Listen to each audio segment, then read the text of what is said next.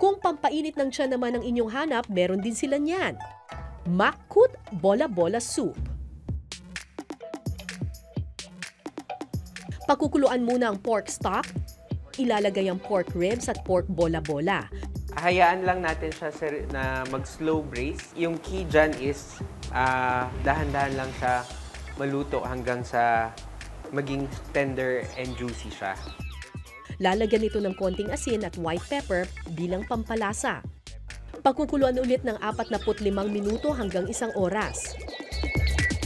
Huling ilalagay ang watercress vegetable.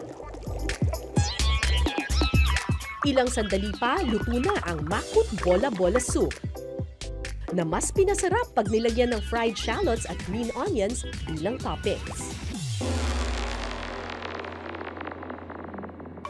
Ito naman ang Makut. Alam naman natin, ibig sabihin sa Hokkien ay pork. Tapos, kut ay, I suppose, bones. Kasi ito ay pork bones or pork ribs soup na merong bola-bola.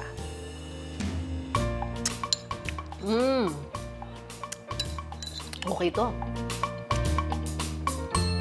Parang yung yung sabaw ng mami. At saka super lambot. Super lambot ng pork.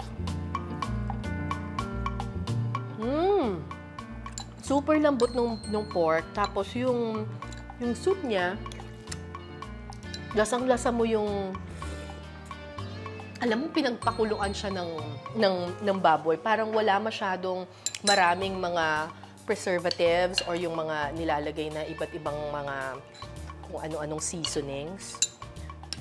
It's just right. Wow, okay to ah. Very, very light lang yung soup. Hindi siya overpowering para talagang yung bida dito sa dish na ito ay yung talagang yung baboy, yung pork talaga na super lambot. Okay to ah. Sarap to sa kanin.